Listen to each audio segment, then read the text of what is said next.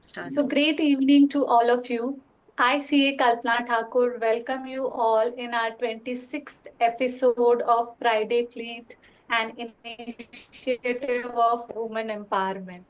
And now we are having the series where we are having speakers from our own community, and it gives me a lot of pride and happiness to announce that.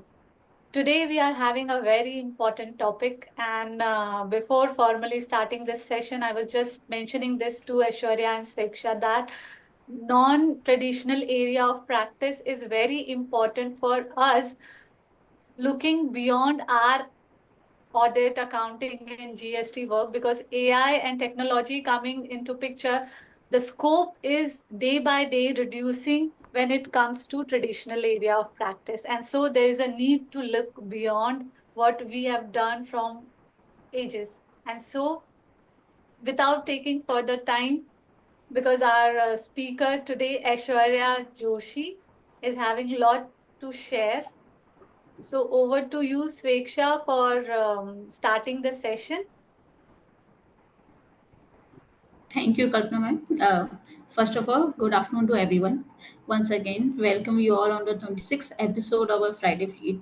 We had already covered 1 year journey, and we are very thankful to God that we will continue it for many more years. This is an initiative for women empowerment. First of all, I just want to thank you everyone who has attended this session, who has spared their time for joining our session of forensic accounting and fraud detection. There is a famous saying, forensic audit is not just about finding the fact, it's about uncovering the truth hidden in a number. You know, na profession everyone in the CA field are knowing about the fact of professional spectacle. It is a basic understanding which everyone are taught from the basic level. Being in the CA profession, we have to face day-to-day challenges. So that how sorry, being in a CA profession, since we have to face day-to-day challenges, how to identify the fraudulent risk due to the changing environment and the risking factor. We have to identify what are the fraud detection techniques, what are the new software and tools we can use for investigations, how to prevent and detect audit on fraud on timely basis. There's a list which can we can continue. There's so many doubt which we face on daily basis.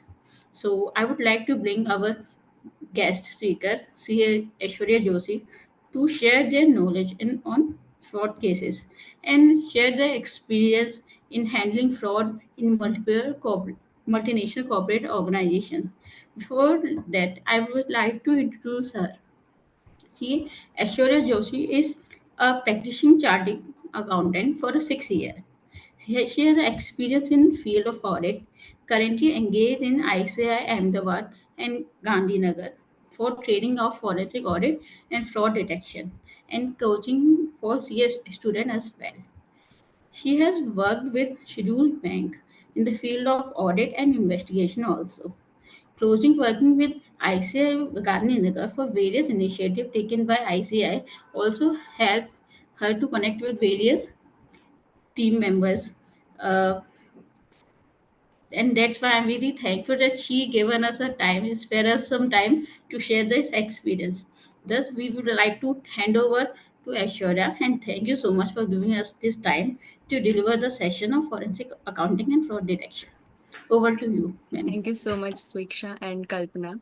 Thank you so much for this beautiful introduction also. And before starting, I will just share my screen.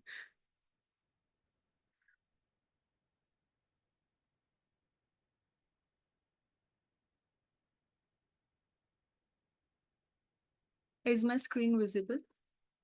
Yes, it is visible. So before going to the topic, I want to inform all of you that, of course, traditional practice is fading away. So we have to explore new opportunities. And I was, from the beginning, I was very interested in audits, specifically in bank audits and finance. So I have explored more about audit. I have done 6 to 7 years exclusively worked in audits. And currently, I am also starting to explore forensic audits and investigation. And I want to share all the stories with you that I have experienced and I have heard and I have just studied all the case law. Before going to the topic, what is forensic accounting, what is fraud investigation, I want to share with you one very famous case law. You all have heard about Satyam scam. Is my screen changing? I just want to confirm.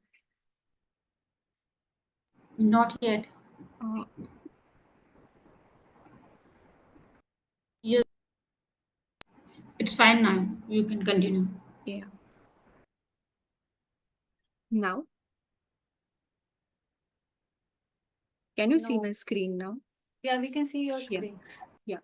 So Satyam scam was basically story क्या थी उसकी? B. Raju Ramalingam and उनके brother. I hope everyone is okay with Hindi and English both.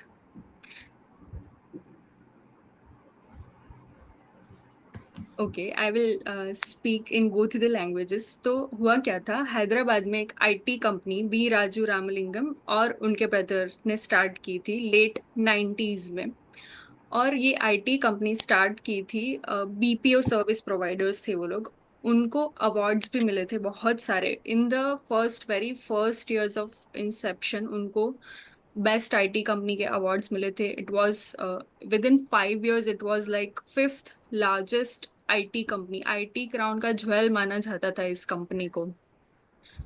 Incorporate होने के 5 साल में उन्होंने stock market पे अपने शेयर्स भी लिस्ट कर दिए. इवन इंटरनेशनल स्टॉक मार्केट्स पे भी उनके शेयर्स लिस्टेड थे. अब हुआ क्या, सत्यम आईटी कंपनी को इनकॉर्पोरेट तो कर दिया और बहुत शॉर्ट स्पैन में बहुत सारी सक्सेस मिल गई. जब इतनी जल्दी सक्सेस मिलती है तो उसके पीछे कुछ ना कुछ लालच तो आ ही जाती है. Greed greed greed. Same case हुआ सत्यम के साथ. बी राजू रामलिंगम को भी ग्रीड थी बहुत सारा पैसा कमाने की, और वो भी शॉर्ट स्पैन में. उन्होंने प्लानिंग किया एक मास्टर प्लान. ये मास्टर प्लान उन्होंने एग्जीक्यूट कैसे किया वो आज हमें देखना है, बिकॉज फ्रॉड को डिटेक्ट करने से पहले हमें जानना तो पड़ेगा कि फ्रॉड लोग करते कैसे हैं. And we are the best person who can identify कि ये कैसे किया होगा.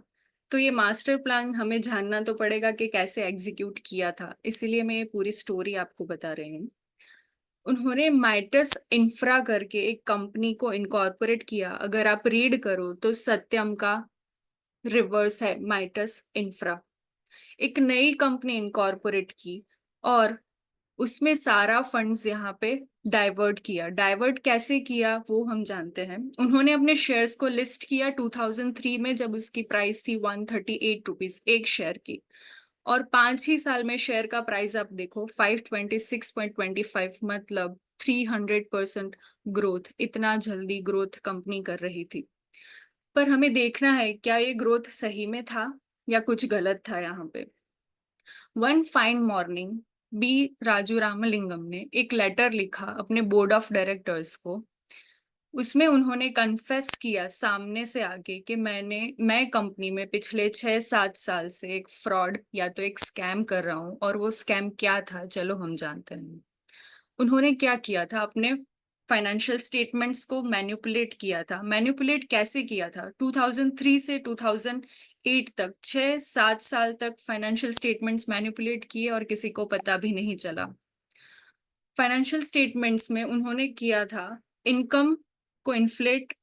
एम्प्लॉयज बहुत सारे दिखाए थे. सपोज 50,000 एम्प्लॉयज थे उनके पास, तो उन्होंने दिखाए थे 63,000 और एक्सपेंसेस बुक किए थे.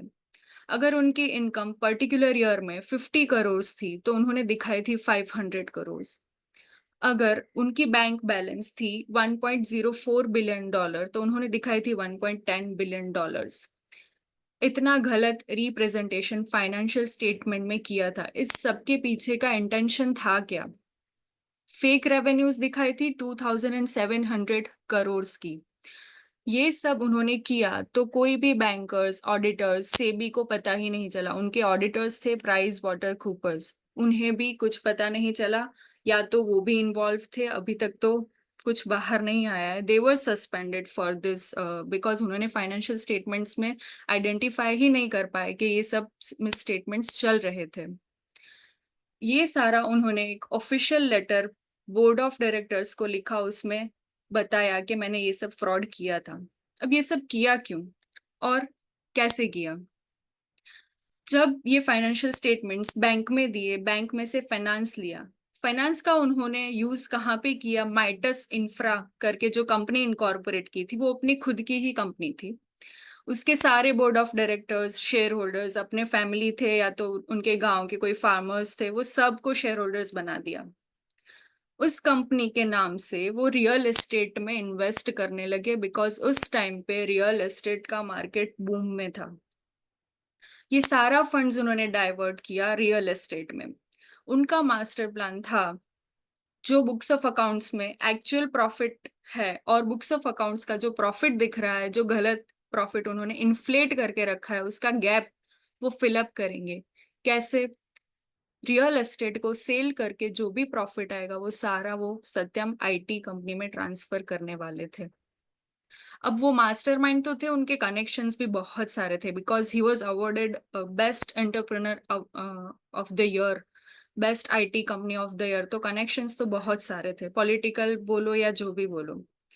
तो उन्होंने, उनके पास हैदराबाद में मेट्रो लाइन का प्रोजेक्ट तभी डेवलप होने वाला था। They had the blue print of metro कहाँ से जाने वाली है, and he started purchasing, aggressively purchase करना स्टार्ट किया सारे रियल एस्टेट्स। उन्होंने सोचा था ये फंड से मैं रियल एस्टेट परचेस करूंगा, जो भी हाई प्राइस मिलेंगे मैं सेल करके पूरा प्रॉफिट डाइवर्ट करूंगा सत्यम आईटी कंपनी में। लेकिन अब मास्टर प्लान उनका सक्सेसफुल नहीं हुआ, बिकॉज 2009 में रियल एस्टेट का मार्केट क्रैश हो गया। इसके साथ साथ इनका मास्टर प्लान भी क्रैश हो गया। अब उनके पास कोई ऑप्शन तो था नहीं, क्योंकि ये actual profit and book profit में बहुत बड़ा गैप था। आप देख लो, 5-6 साल जो इन्फ्लेट किया था इतना सारा, तो एक्चुअल कैश फ्लो तो कुछ था ही नहीं। इवन उन्होंने अपने बुक्स ऑफ अकाउंट तो ठीक है, मान लेते हैं मैनिपुलेट किए थे, उन्होंने अपने बैंक स्टेटमेंट में भी मिस स्टेटमेंट्स किए थे, बैंक स्टेटमेंट में भी गलत बैंक बैलेंस दिखाई थी। और सोचो, किसी को भी पता नहीं चला, बैंकर्स, ऑडिटर्स से भी नो वन कुड आइडेंटिफाई कि ये बैंक स्टेटमेंट फॉर्ज्ड है, गलत बैलेंस दिख रही है, एक्चुअल में ऐसा कैश फ्लो है ही नहीं। जब उनके पास कोई भी रास्ता नहीं था, तो he is the first criminal who has confessed सामने से आके ऑफिशियली लेटर में कि मैंने ये सब किया है। लास्ट में हुआ यूं कि टेक महिंद्रा ने आईटी, सत्यम आईटी में 51% स्टेक लेके उसे परचेज कर लिया, बिकॉज एक्चुअल में तो सत्यम में अब कुछ रहा ही नहीं था, सारी लायबिलिटीज थी। और ये फ्रॉड की अमाउंट आप देखो तो जा रही थी 7,800 करोड़, विथ इंटरेस्ट तो I don't know 10-11,000 crore. But उन्होंने 4-5,000 के फेक बिल्स दिखाए थे, फेक इनकम्स दिखाई थी, फेक एम्प्लॉयज दिखाए थे। ये सारा मिला के जो भी फ्रॉड का अमाउंट था बैंक्स के साथ 7,800 करोड़, सारा स्कैम, कुछ भी रीपे नहीं कर पाए थे। और ऑफ कोर्स उनको अरेस्ट कर लिया गया था। ये न्यूज जब मार्केट में आए तो स्टॉक मार्केट तो पूरा हिल गया था। उसके स्टॉक के प्राइस जो 526 थे, वो स्पाइक डाउन करके 11 रुपीज हो गए। They're registered on national international stock exchange, तो वो लोग भी नाराज थे ओवरसीज में ये सारा क्या हो रहा था इंडिया से, स्पेशली सेबी से। तो उन्होंने पूरा अपना इन्वेस्टमेंट भी वापस ले लिया सत्यम में से। तब जाके आरबीआई की आंख खुली कि ये सब हो क्या रहा है इंडिया में बैंक्स के साथ।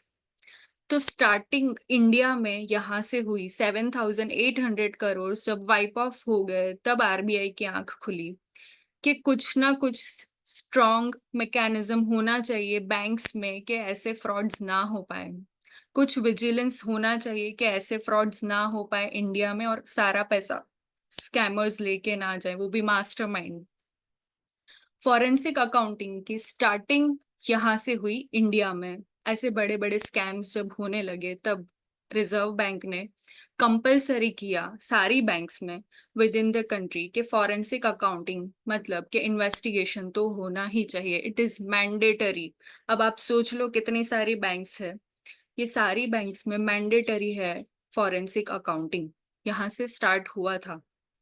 सेकंड स्टेप उन्होंने लिया कि एस्टैब्लिश किया सीरियस फ्रॉड इन्वेस्टिगेशन ऑफिस, स्पायो, हम सब ने सुना है ये वर्ड स्पायो। उसको एस्टैब्लिश किया क्योंकि वो पूरे बैंक्स पे कंट्रोल कर पाए और ऐसा कुछ फ्रॉड या ऐसी एक्टिविटी हो रही है तो उस पे आगे प्रोसिक्यूशन कर पाए, क्योंकि इंडिया में दिन ब दिन 2005 के बाद से ये सारे फ्रॉड्स के केसेस बहुत बढ़ रहे थे। So it was a welcoming step by government कि उन्होंने कुछ विजिलेंस, कुछ कंट्रोल्स लाने स्टार्ट किए बैंक्स पे। तो अब हमें जानना है कि फॉरेंसिक अकाउंटिंग है क्या एक्चुअली। फॉरेंसिक अकाउंटिंग अगर मैं बोलूँ तो हमें क्या करना है, मैंने 2 पार्ट्स में इस टॉपिक को डिवाइड किया है।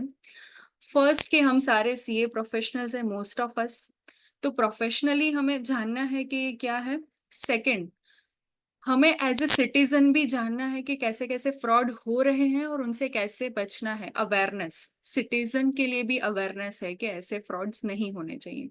So first part is basically जो भी स्कैम्स हो रहे हैं उनको हम कैसे एग्जामाइन करेंगे, हमारे लिए अपॉर्चुनिटीज कौन सी हैं, हमें कौन सी स्किल्स डेवलप करनी है।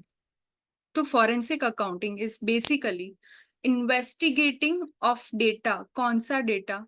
फ्रॉड। एक ही चीज करनी है, फ्रॉड को एक्सप्लोर करना है। और हमें क्यों?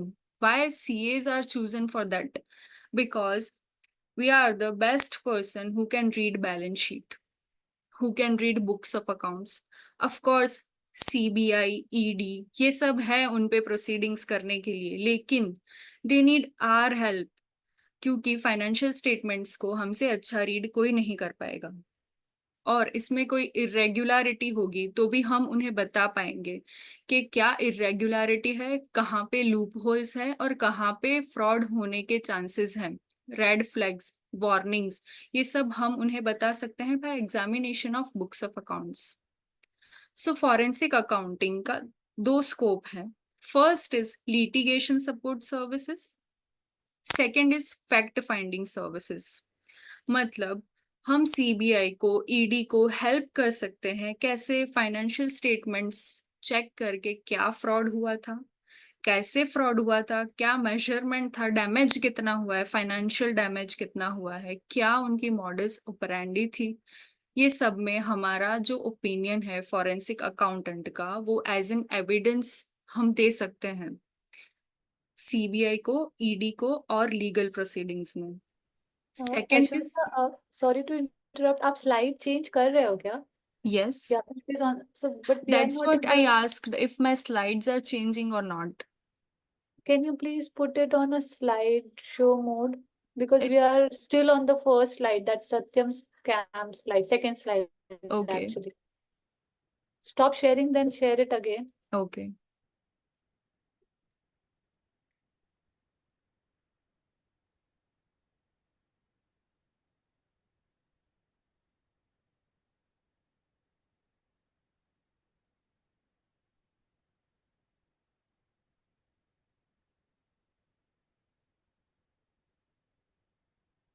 Is it visible now? Yeah, now you are on 11th slide. Keep it in a slide show mode. It is, At the bottom 87% जहाँ पे आपको yeah, दिख रहा है, और like left to yes. that. Yeah, is it visible now? I'm on a 11th slide. Yeah, 11th slide is visible, Is it but it is changing not now?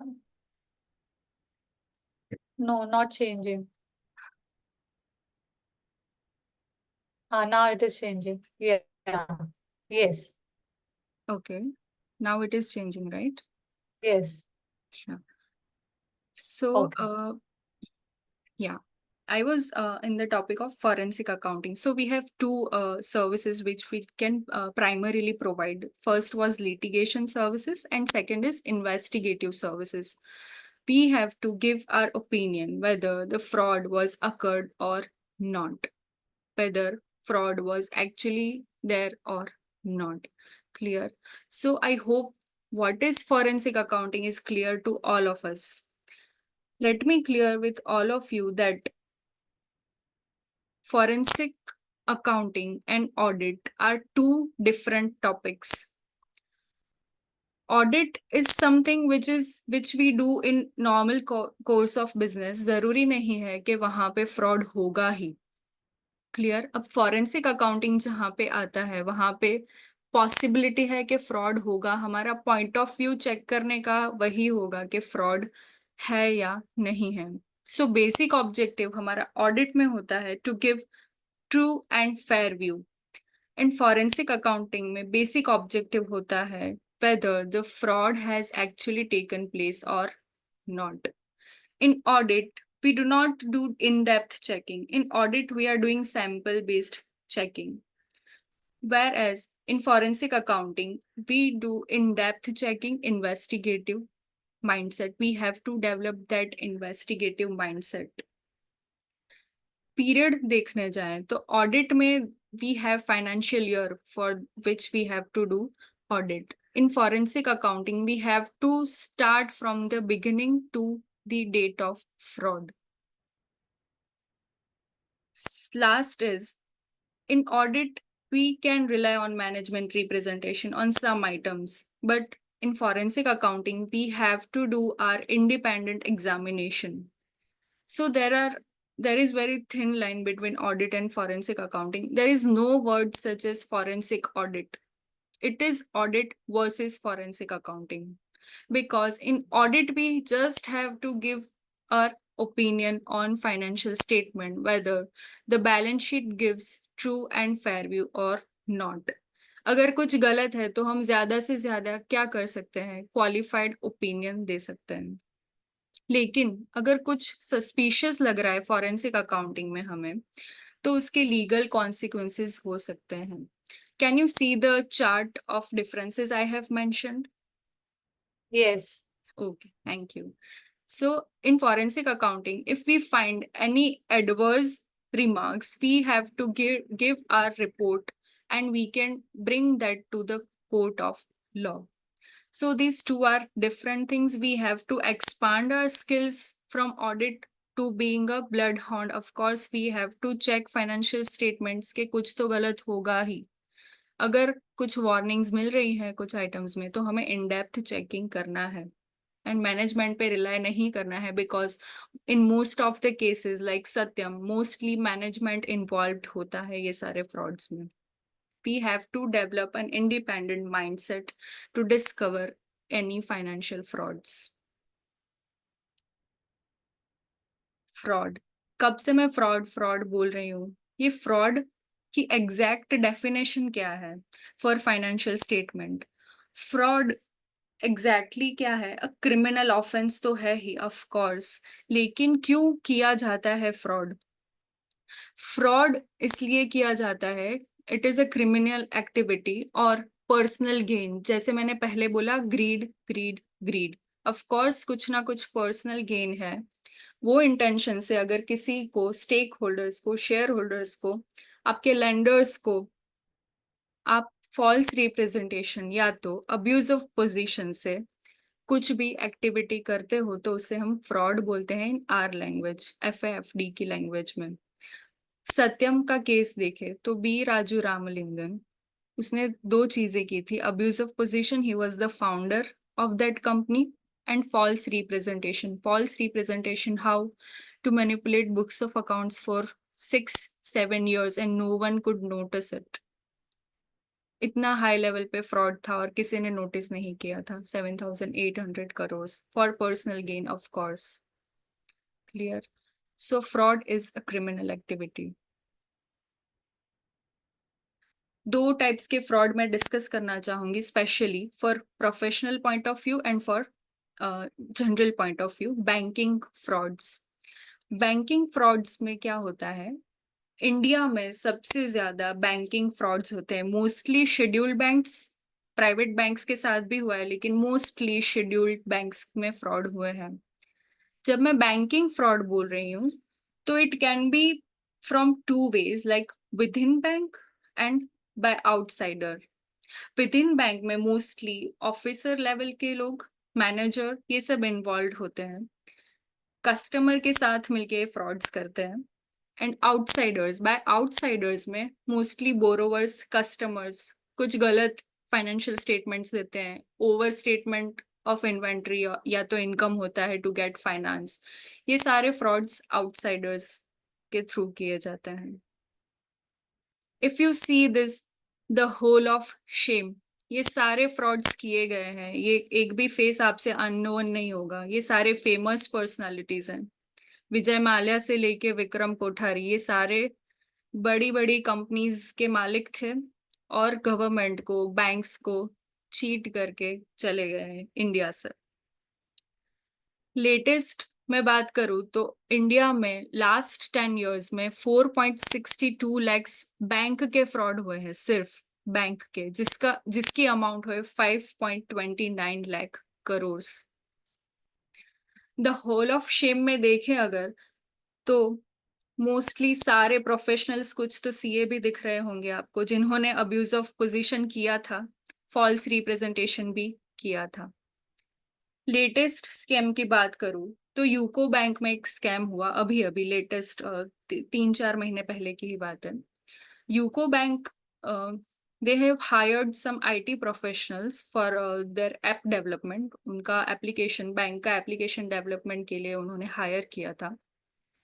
वो दो जो आईटी प्रोफेशनल्स थे वो app develop कर रहे थे, तो उनको एक लूप होल मिला। वो लूप होल ऐसा था, आईएमपीएस हम लोग नॉर्मली यूज करते हैं फॉर स्मॉल ट्रांजेक्शन्स, जैसे जी पे, गूगल पे करते हैं, वैसे ही आईएमपीएस होता है।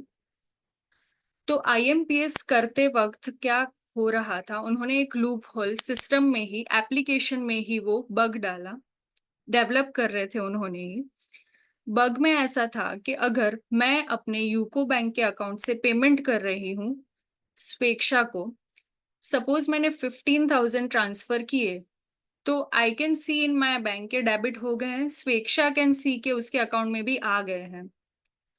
लेकिन वो सिर्फ इंटरफेस था, एक्चुअल में मनी उसको रिसीव हो ही नहीं रहा था, उसके अकाउंट में बैंक में क्रेडिट आ ही नहीं रहा था। एक्चुअली वो अमाउंट किसी और के बैंक अकाउंट में रिफ्लेक्ट हो रही थी, और वो किसी और के बैंक अकाउंट से, ये दो आईटी प्रोफेशनल्स थे, उनके, उन्होंने सारे बैंक, नॉर्मल लोगों के या तो रिलेटिव्स के बैंक अकाउंट में ये सारे मनी ट्रांसफर किए थे। उसकी अमाउंट थी ₹820 करोड़।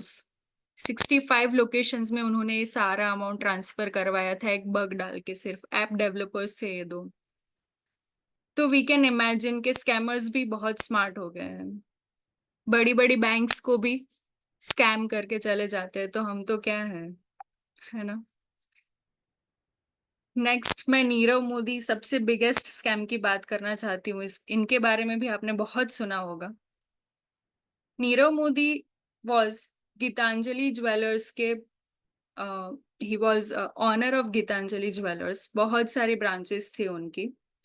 बैंक के साथ इन्होंने भी फ्रॉड किया था। चले देखते हैं कैसे फ्रॉड किया इन्होंने। ये कोई आईटी प्रोफेशनल नहीं थे, लेकिन मास्टरमाइंड थे, बहुत बड़े बिजनेसमैन थे, अवार्ड विनिंग बिजनेसमैन थे। Same he also had some connection with political parties and celebrities, and बहुत लैविश लाइफस्टाइल थी उनकी।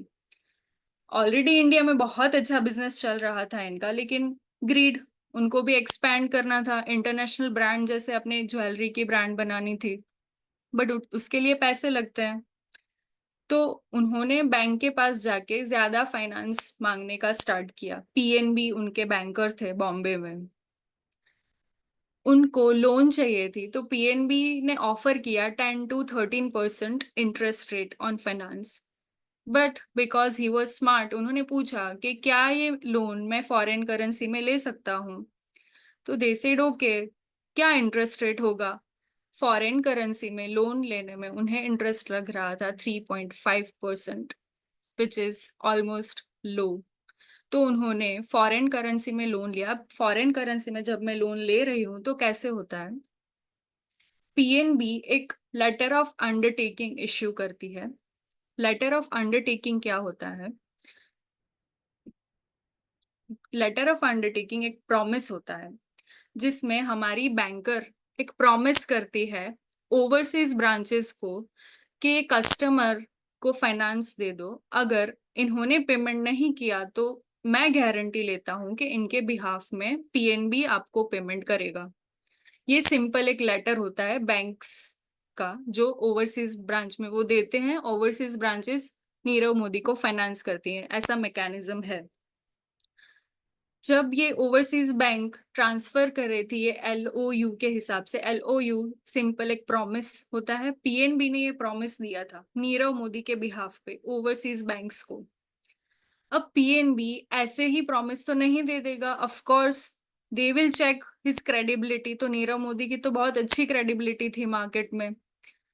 क्रेडिबिलिटी को छोड़ के भी बैंक कुछ कोलेटरल्स लेता है, या तो मॉर्गेज लेता है, कोई प्रॉपर्टी मॉर्गेज में रखता है, या तो पर्सनल गारंटी लेता है। पर्सनल गारंटी भी नहीं ली पीएनबी ने, ना तो कोई कोलेटरल लिया, और ऐसे ही प्रॉमिस कर दिया फॉरेन ब्रांचेस को कि इनको पेमेंट कर दो। अब फॉरेन ब्रांचेस, ओवरसीज ब्रांचेस ने तो पीएनबी के एलओयू को ध्यान में रख के फाइनेंस कर दिया नीरव मोदी को, और 2011 से 2017 तक 150 एलओयूज ऑलरेडी दे दिए थे पीएनबी ने। 2017 में ही 143 न्यू प्रॉमिसेस दिए गए पीएनबी के बिहाफ से ओवरसीज ब्रांचेस को। अब जब एलओयू का पीरियड खत्म होता है तो ओवरसीज ब्रांचेस बोरोवर को कांटेक्ट करती हैं रीपेमेंट के लिए। तो थोड़ा बहुत रीपेमेंट तो नीरव मोदी ने कर दिया, लेकिन कैसे किया? अगर $250,000 उनको पेमेंट करना होता था तो वो एक नया एलओयू ले लेते थे बैंक से। मतलब एक लोन का पेमेंट करने के लिए दूसरी लोन लेते थे, जिसे हम हमारी लैंग्वेज में रोल ओवर ऑफ मनी कहते हैं, पैसा घुमाना। ये रोल ओवर करके उन्होंने बहुत सारे एलओयूज, ऑलमोस्ट 250 से भी ज्यादा एलओयू पंजाब नेशनल बैंक से ले लिए। अब जब ओवरसीज ब्रांचेस को पेमेंट नहीं मिल रहा था तो उन्होंने कांटेक्ट किया पीएनबी का इंडिया में। जब ये मैटर पीएनबी को पता चला, हायर लेवल तक गया कि ये सारा एलओयू दिया गया है लेकिन रीपेमेंट तो आ ही नहीं रहा, फाइनेंस दिया है उसका, तो आपने कहा था कि आप पेमेंट करोगे तो करो, अब पीएनबी कहाँ से पेमेंट करेगा? हुआ क्या था, ये सारे लेटर ऑफ अंडरटेकिंग जो प्रोमिसेस मैं बोल रही हूँ, ये सारे प्रोमिसेस दो ऑफिसर पीएनबी के उन्होंने दिए थे नीरव मोदी को, और उनके हायर लेवल में किसी को कोई भी इंफॉर्मेशन ही नहीं थी कि ऐसे प्रोमिसेस दिए गए हैं। हायर लेवल मतलब head office, regional office, managers, PNB पूरा हिल गया था, बिकॉज बहुत सारा फाइनेंस हो गया था और किसी को कुछ नॉलेज ही नहीं था। दे डिड नॉट नो, उनके सिस्टम में, उनके बैंकिंग चैनल में कहीं पे ये एलओयू था ही नहीं। ये सारे प्रोमिसेस, 250 प्लस प्रोमिसेस जो डॉक्यूमेंटेड थे, वो सारे फेक थे। किसी ने क्रॉस चेक भी नहीं किया कि ये फेक है, ओरिजिनल है, फॉर्ज्ड किए गए हैं। 250 प्लस प्रोमिसेस फेक दिए गए थे, उसके हिसाब से ओवरसीज बैंक ने नीरव मोदी को फाइनेंस भी कर दिया था, और ये सारा फाइनेंस नीरव मोदी ने ओवरसीज अकाउंट में, अपने खुद के पर्सनल अकाउंट्स में ले लिए थे, और वापस तो अभी तक किए ही नहीं।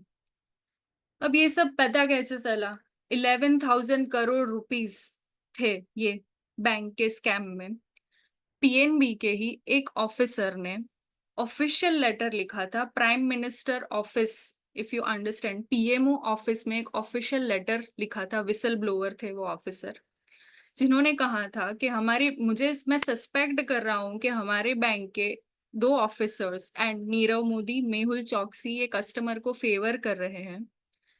ये मॉडस ऑपरेंडी है, ये सिस्टम है जिनसे वो लोग बैंक का पैसा कहीं और ट्रांसफर कर रहे हैं, और रीपेमेंट नहीं आ रहा है, बहुत सालों से रीपेमेंट आ ही नहीं रहा है। तो प्लीज इस मैटर पे आप इंक्वायरी बिठाइए। पीएमओ में लेटर गया लेकिन उसका कुछ रिजोल्यूशन आया ही नहीं। तो कहीं ना कहीं लोग ऐसा बोलते हैं कि नीरव मोदी को बहुत अच्छा सपोर्ट था, जो भी गवर्नमेंट थी उस टाइम पे उनकी, तो कोई एक्शन लिया नहीं गया। इनफैक्ट आपको वो लेटर देखना हो तो आप ऑनलाइन देख सकते हो कभी। वो लेटर में सब कुछ लिखा था, कितने अमाउंट का फ्रॉड है, कैसे हो रहा है, तो आप प्लीज चेक करें, लेकिन रिप्लाई में उस ऑफिसर को ऐसा मिला कि आपकी जो कंप्लेन है वो रिजॉल्व हो गई है, लेकिन एक्चुअल में कोई कंप्लेन रिजॉल्व हुई ही नहीं थी, ना तो कोई एक्शन लिए गए उन पे। और ये सारी फ्रॉड की अमाउंट थी 11,000 करोड़। और जब गवर्नमेंट को पता चला कि ये फ्रॉड एक्चुअल में हुआ है, तब तक तो नीरव मोदी देश छोड़ के ही चले गए थे। तो ये भी बहुत बड़े बिजनेसमैन थे, पीएनबी के साथ बहुत बड़ा स्कैम हुआ। 11,000 करोड़ आज की डेट में इंटरेस्ट के साथ 15-16,000 करोड़ ये अमाउंट हो गई होगी। अभी तक कोई भी रीपेमेंट नहीं हुआ है, ना तो हम नीरव मोदी को अरेस्ट कर पा रहे हैं, because of course he flu away out of India, तो हम कुछ भी नहीं कर सकते। तो फॉरेंसिक अकाउंटिंग यहाँ से आप इस एंगल से देखोगे तो हमारे लिए बहुत इंपॉर्टेंट है कि एक एक डॉक्यूमेंट चेक करना कितना इंपॉर्टेंट है। हमें एज एन ऑडिटर, अगर आप कोई बैंक में भी जाते हो ऑडिट करने के लिए, चाहे वो फॉरेंसिक अकाउंटिंग नहीं है, कॉन्करेंट है, स्टैट्यूटरी है, आपको बैंक ऑडिट में ये सब कुछ देखना है। Time to time bank audits की गाइडलाइंस भी चेंज हुई है, उसमें स्ट्रिक्ट डॉक्यूमेंटेशन इसी वजह से आया है, कंप्लायंसेस इसी वजह से आए हैं। जो केसेस हमने 2 केस लो स्टडी किए उसी वजह से। अब सारे लेटर ऑफ अंडरटेकिंग सिर्फ डॉक्यूमेंट्स नहीं है, they have to enter it in their system, and उसके टाइम पे वो एक्सपायर होते हैं। पेमेंट मिला है या नहीं मिला है उसे चेक करना है बैंकिंग चैनल में। उसके अलावा और कोई डॉक्यूमेंटेशन इश्यू होना ही नहीं चाहिए, सब कुछ बैंकिंग चैनल में आना चाहिए, ऐसा मैकेनिज्म भी क्रिएट किया गया है। और रेगुलर इंस्पेक्शन एंड ऑडिट भी कंपलसरी किए गए हैं बैंक्स में। तो ये सब हमें ध्यान रखना है while we are doing the audits, क्योंकि सबसे ज्यादा फ्रॉड बैंक ऑडिट्स में होते हैं, इसीलिए ये सब कुछ ध्यान रखना बहुत जरूरी है। Moving forward to digital frauds, the first part is over, where we have to identify, we have to upskill ourselves. Opportunities की बात मैं करने वाली हूँ, लेकिन उससे पहले डिजिटल फ्रॉड्स सबसे ज्यादा होने वाले, बैंक फ्रॉड्स के ज्यादा, और सबसे ज्यादा सिटीजन्स को अफेक्ट करने वाले फ्रॉड। हर रोज न्यूज़पेपर में एक नया फ्रॉड, हर सुबह उठते एक नया फ्रॉड, नई टेक्निक्स। स्कैमर्स भी एडवांस हो गए हैं, सबके पास डिवाइसेस हैं, और ये डिवाइसेस का कोई सिक्योरिटी होता नहीं है और अवेयरनेस भी नहीं होती। मोस्टली डिजिटल फ्रॉड्स छोटे लोगों के साथ तो होते ही हैं, लेकिन अगर आप न्यूज़पेपर पढ़ते हो, IAS, IPS, doctors, senior citizens, वो सबको ज्यादा टारगेट किया जाता है। प्लस जो जॉब सीकर्स हैं, part time jobs, work from home, ये सब भी हमें पूरा चेक करना है, कहीं कोई फ्रॉड्यूलेंट तो नहीं है। इन शॉर्ट, अगर शॉर्ट टाइम में या तो इजीली पैसा मिल रहा है ऐसा लग रहा है, तो वहां पे आपको वार्निंग मिल जानी चाहिए कि कुछ तो गलत है। लिंक्स, ओटीपी, ये सब तो हमें पता है, लेकिन उससे भी कुछ ज्यादा होता है। स्कैमर्स भी एडवांस्ड हो रहे हैं, सेम टेक्निक्स यूज नहीं करते अब साइबर फ्रॉड्स के लिए भी। तो जब मैं डिजिटल फ्रॉड्स की बात कर रही हूँ, मैं साइबर फ्रॉड्स की बात कर रही हूँ। उसमें भी एक बहुत अच्छी स्टोरी है मेरे पास। You can see her. She is doctor Ruja Ignatova. उनको क्रिप्टो क्वीन माना जाता था। ज्यादातर इंडिया में तो क्रिप्टो लीगल नहीं है, फिर भी क्रिप्टो की ट्रेडिंग होती है। She is crypto queen of one coin. इन्होंने क्या किया, अगर आपको क्रिप्टो करेंसी के बारे में मैं थोड़ा भी बता दूं, तो क्रिप्टो करेंसी कोई भी लॉन्च कर सकता है, बिटकॉइन के जैसा है। उसको लॉन्च करके फिर माइनिंग होती है, सबसे ज्यादा लोगों में बांटा जाता है। मैंने लिया, मेरे नीचे मैंने 2 पर्सन्स को दिया, उन्होंने अगले 3 पर्सन्स को जोड़ा, तो ये पिरामिड स्कीम है पूरी। तो जैसे जैसे ये कॉइन्स मेरे पास आते जाएंगे, शेयर्स के हिसाब से ये प्राइस भी इसके बढ़ते जाएंगे। तो इन्होंने वन कॉइन का प्रमोशन कैसे किया, ऐसे बोला कि वी विल किल बिटकॉइन। बहुत ग्लैमरस इवेंट्स रखते थे जब लॉन्च किया, तब जो भी कंट्री में। इवन शी वॉज सक्सेसफुल, उन्होंने फॉर्ब्स में भी अपना मार्केटिंग किया था। She was also successful businessman. Bitcoin को लॉन्च कर, बिटकॉइन को किल करने वाला वन कॉइन उन्होंने लॉन्च किया था। और उन्होंने एक टैगलाइन रखी थी कि बस आप एक बार इन्वेस्ट करो, बस आप एक बार इन्वेस्ट करो और आराम से बाकी के टाइम में पैसा कमाओ, जल्दी रिच होने का तरीका हमारे पास है। वो अलग अलग देश में जाके अपने इवेंट्स करती थी, और उनको ऐसा था कि अगर 5 मिनट भी कैंसिल हो, कोई 5 मिनट भी कोई लेट हो तो अपनी मीटिंग्स कैंसिल कर देती थी। वो इतनी पर्टिकुलर थी। उन्होंने ऑक्सफोर्ड में से डॉक्टरेट किया था। She was PhD, doctor Ruja Ignatova. अब इनको देख के तो लगता नहीं है कि ये कोई फ्रॉड कर पाएंगी, लेकिन यस, इन्होंने भी एक फ्रॉड किया है, बहुत बड़ा फ्रॉड।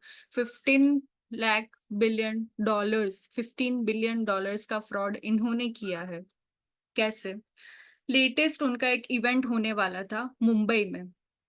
मुंबई में जब ये इवेंट होने वाला था तो उससे 1 घंटे पहले बॉम्बे पुलिस ने 20 लोगों को अरेस्ट किया मनी लॉन्ड्रिंग के केस में, बिकॉज शी वॉज अब्रोड। तो सारा फंड्स वहां पे ट्रांसफर हो रहा था, इंडिया में से भी हो रहा था, बहुत सारे कंट्रीज में से फंड्स ट्रांसफर हो रहा था OneCoin के लिए। तो इंडिया में जब वो होने वाला था, उससे पहले ही सारे इन्वेस्टर्स को अरेस्ट किया गया मनी लॉन्ड्रिंग के केस में। उसके थोड़े टाइम बाद ये रूजा इग्नातोवा कहीं पे दिखी ही नहीं। पोर्टुगल में उनका एक इवेंट इंडिया के बाद होने वाला था, जहां पे वो आई ही नहीं। मतलब 2017 से गवर्नमेंट इनको फाइंड कर रही है। इनको फाइंड करने के लिए भी $50 लाख का रिवॉर्ड है। सारे पैसे लेके भाग गए हैं, इंक्लूडिंग चाइना, इंडिया। $3,000 चाइना ने इन्वेस्ट किए थे इनके पीछे, इनका मान के, बिकॉज शी वॉज सक्सेसफुल, और बहुत बड़े वादे किए थे कि एक बार इन्वेस्ट करो एंड बहुत सारा पैसा कमाओ, वो भी बहुत शॉर्ट टर्म में। तो जहां पे भी ऐसा हो कि शॉर्ट टर्म में ज्यादा पैसा, हमें अवेयर हो ही जाना है।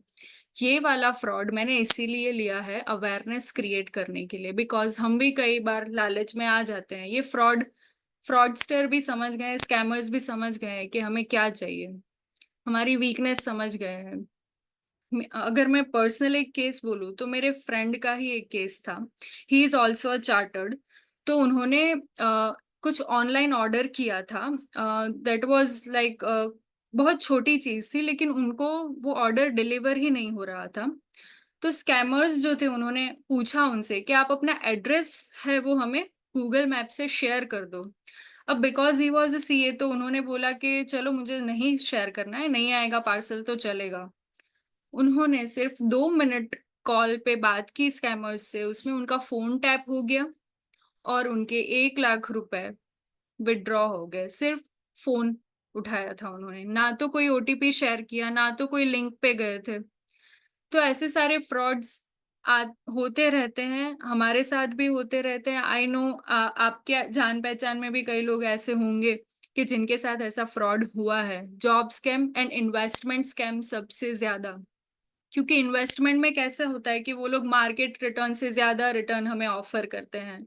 तो हमें समझ जाना है कि अगर मार्केट में 7 to 8% रिटर्न मिल रहा है और कोई हमें 15 to 16% रिटर्न ऑफर कर रहा है, वो भी शॉर्ट टाइम में, तो कुछ तो गलत होगा।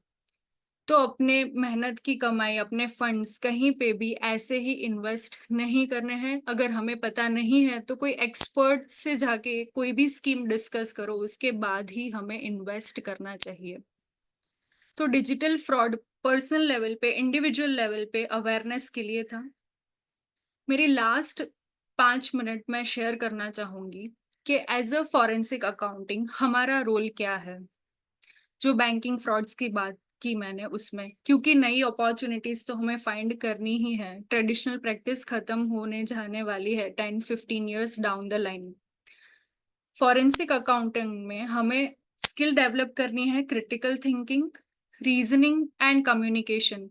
रेड फ्लैग्स, वार्निंग्स को डिटेक्ट करना है। वार्निंग्स मिल रही हैं अगर बैलेंस शीट को देख के, प्रॉफिट एंड लॉस को देख के, तो we have to dig deep.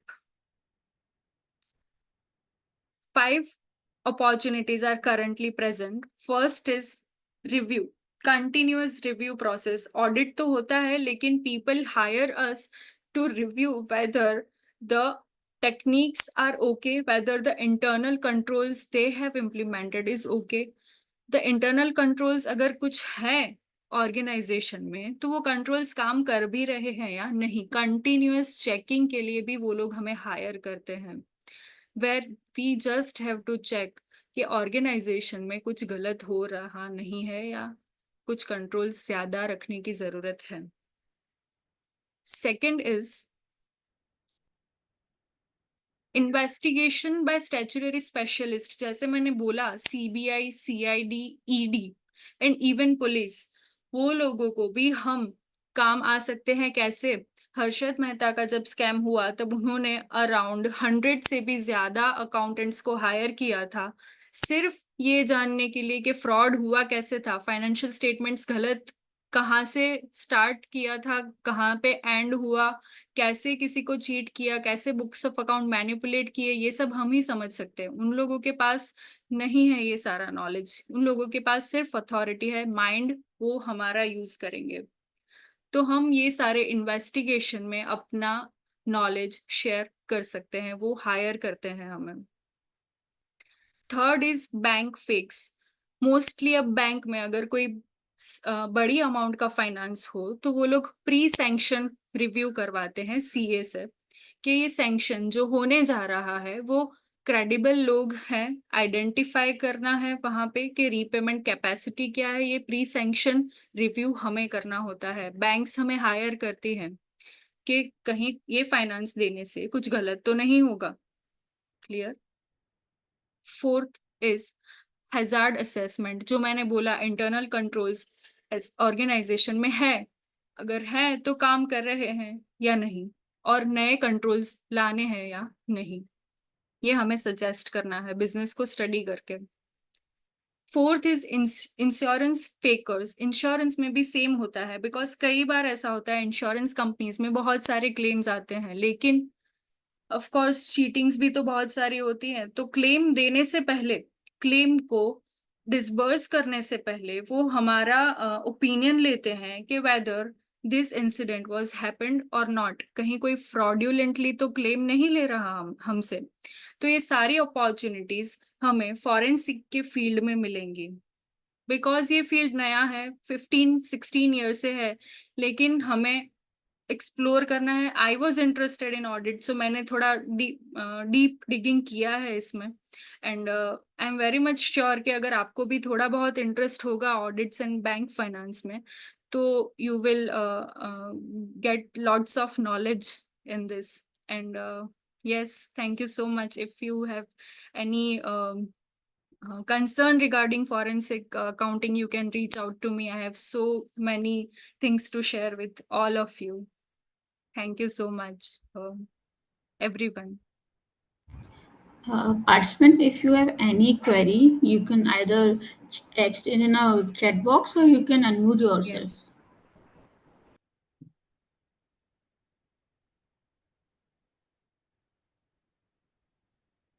So, Aishwarya, I'm having one query, if I Yeah. can ask.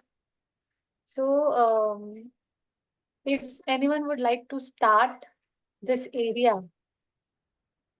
how they will do it? Is there any need to do any certification or to learn something? Any Yes. precondition to start? Yes. Yes, Actually, in Meenakshi is fact, also asking. Her yeah. question is also. ICAI itself is providing such course, which is a certificate course on forensic accounting and fraud detection.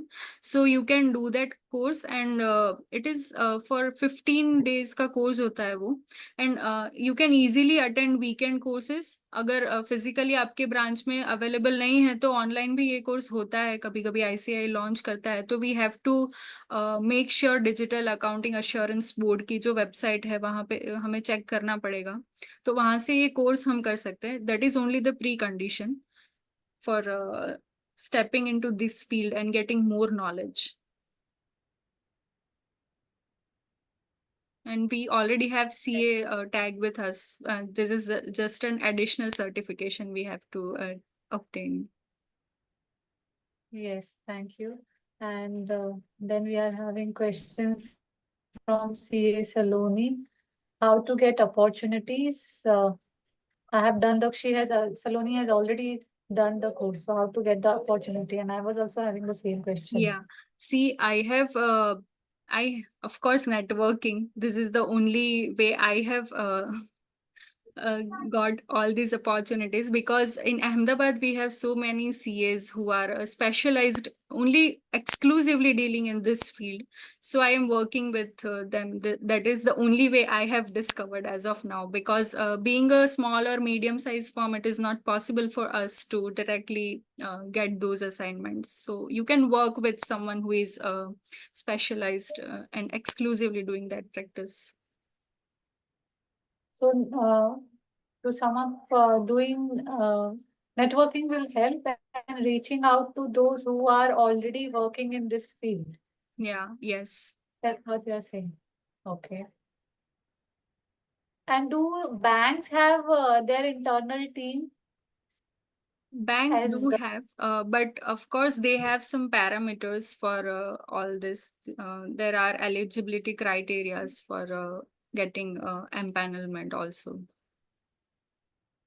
Okay. I also have one doubt. Is that Yeah. certification course is only the option, or we can have more any better degree or something like before being a If you are, forensic auditor? I am very much inclined to that. So we have a National Forensic Science University at Gandhinagar. You can also, I mean, if you have more interest in that, you can also do that course from FFD's course from NFSU. There is special university for doing this. So, and CFE, Certified Forensic Examiner. So you can also pass that exam, CFE, and you can get all this empanelment and can be eligible for this assignments. CFE is one of the course. Okay, thank you. One of our team member, Sonali Khanna, has a doubt. Can we request for presentation, please? So Yeah, can you share sure. the presentation on a group? Yeah, sure. I'll share that. And someone is asking about NFSU. It is a 2 years course for forensic accounting and fraud investigation. And what about the court matter? Is there a requirement to go in court for the witness? Sorry. Jayanti Kulplani has a doubt. What about the court matters? Is there a requirement to go in a court for the witness? No, it is not necessary. Your report will speak. It is just an Okay. additional evidence to all the matters going on. Okay. Is there some requirement that to penalize ourselves as a forensic auditor, we should have minimum number of CA or something in a firm? Yes, you can check the eligibility criteria. It depends on bank to bank. Okay.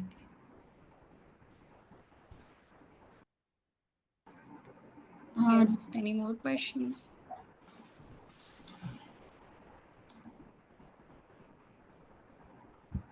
In fact, we are in a discussion that CAs should have less duration for this course that NFSU is running. And CFE, Certified Fraud Examiner, you can do in 1 year. It is a 1 year course. You can check their website also. I will share all the links with you all. Yeah, please share all Yeah. this link in our WhatsApp group. Yes. Okay. Thank you. Thank you so much, Aishwarya. I guess almost all the doubts has been clear. Let's wait for 2 minutes more. If anyone else have any doubt, so they can write it or unmute themselves. Yes. So till the time we are waiting for any further query, I would like to mention the fact that um, by hearing the topic, it gives a feeling of very technical and boring topic it is. Yes. But I myself was paying 100% attention, and it was not drifted even for a second. And that credit goes to your wonderful presentation with lots of example and the way you have narrated. So kudos to you, Aishwarya, and I can see all the praises in the chat box for you. And definitely, like me, the other participants will look forward to hear from you more about this topic. Because trust me, after hearing this, I also felt that yes, it is very important Yes. and interesting area to explore. And I get that kick के हाँ चलो कुछ find करना है, इसलिए audit mindset होगा तो इसमें इंटरेस्ट आने ही वाला है आप सबको. Yes. And Yes. thanks Yes. for bearing me for all the technical glitches. I'll share No, the PPT again. no need to like it was really a good session. Yeah. We have learned a lot about what are the common red flags, how high forensic accounting was actually stabilized, the SPIO, Gitanjali fraud, everything like we like recall everything. Like we had listened it in the past, but now like the way you share your story, it was so simple storytelling technique that we can recall it for a future terms also. So it's a very wonderful the way you explain it. And yes, the various opportunity which you describe and shared with us with the forensic audit, we will definitely go with it and we will share how it can be beneficial for our also. So I hope it's a good takeaway for all of us also, like not only for me, even lots of people get inspired and we get benefit from this session. So thank you so much for participating and involving us with you and getting your experience shared by us. Thank you, Thank you so much. Sweksha, and all the participants. Thank you so much. Thank you, Kalpana. So thank you, everyone. Again, congratulations to CA Aishwarya Joshi for taking the session wonderfully. And I'm sure everyone have benefited from every single minute they have spent in attending and hearing you on the very important topic. And thank you, CA Sweksha Jindal, for moderating the session so well. And we look forward to have your session as a speaker soon. And last but not the least, thank you so much to all the participants who have been there and attended the session. Being September is running, and we all are having that clock ticking all the time. So thank you. Till the time we meet next, Again. take care. Bye bye. Bye. Thank you. Thank you, everyone.